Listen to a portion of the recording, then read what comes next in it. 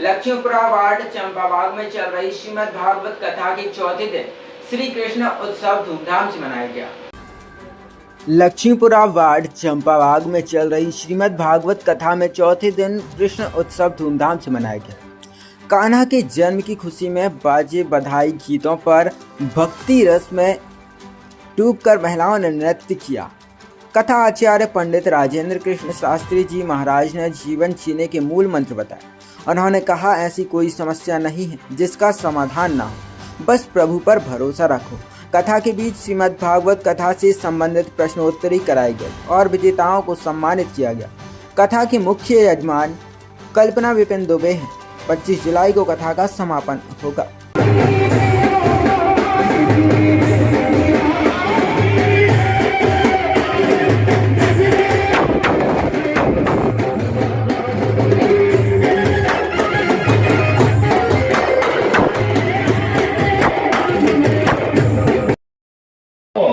तो गारंटी है कि तुम जहां बैठ जाओगे भगवान तुम्हारी व्यवस्था वहीं करेगा। जहां बैठ जाओ भगवान के नाम से। तो उन्होंने कहा कि यार समझ में नहीं आई। जब उन्होंने कथा सुनी तो दृढ़ता बढ़ गई। देखो भगवान में दृढ़ता कब आती है? बोले जब हम श्रवणम भगवान की कथा श्रवण करते हैं तब हमें दृढ़ता आती है। हाँ, भगवान पे भरोसा हो जाता है। तो मलूक दास ने कहा कि जब कथा एक बार कथा सुनी, वो कथा सुनने के बाद उन्होंने कहा कि महाराज हम आपकी कथा को रात को मान जाएंगे कि अगर भगवान वास्तव में बैठ करके खाने को देगा तो आज के बाद हम कोई कर्म ही नहीं करेंगे। तो मलूकदास से कहा कि ठीक है, तुम भगवान के नाम पे सच्चा भरोसा करके बैठ जाओ। तो मलूकदास गए। उन्होंने कहा कि ऐसी जगह बैठो कि जहाँ किसी को पता ही ना हो। तो खूब घोर जंगल में चले गए, एक वृक्ष के ऊपर चढ़ के बैठ गए। अब भगवान कैसे खाने देगा बताओ। अब देखो बैठे थे वृक्ष पर और उसी समय योग की बात देखो आप। एक ग्वारिया गाय लेके गाय चराने गया और जब गाय चराने गया तो उस ग्वारिये ने जो अपनी रोटी दोपहर का भोजन लेके आया था, शाम का भोजन लेके आया था, उस हम तो बैठे हैं, अब भगवान ही खिलाए तो ही खाएंगे। बैठे रहे। अब वो तो बांधा उसमें और गाय को लौटाने चला गया होगा।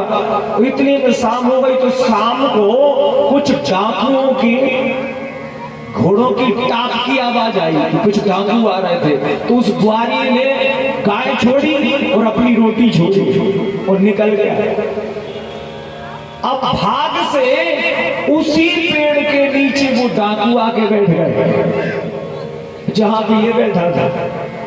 अब वो नीचे बैठे थे। उनने देखा इतने में कि यार यहाँ पे कुछ बंधा है। तो उनने खोल के देखा, बोले इसमें तो रोटी बंधी है।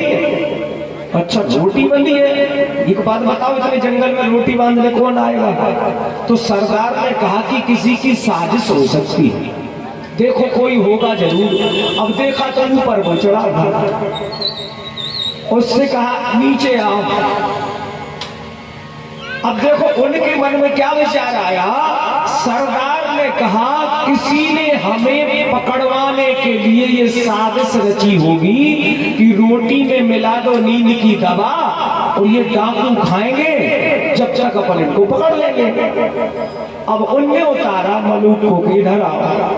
अब बेचारे डरते डरते उतरे। बोले तुम हमें पकड़ में आए? तो बोले हम पकड़ में नहीं आए, हम तो भगवान के भरोसे पे बैठे थे। अरे हम बता रहे तो है, हम तुम्हारी सब चतुराई निकाल देंगे। तुम जी हमें रोटी खिलाने ले आए थे। अरे बोले हम नहीं ले आए, कोई ग्वारिये की बंधी थी। अरे कैसे बंधी थी? तुम खाओ।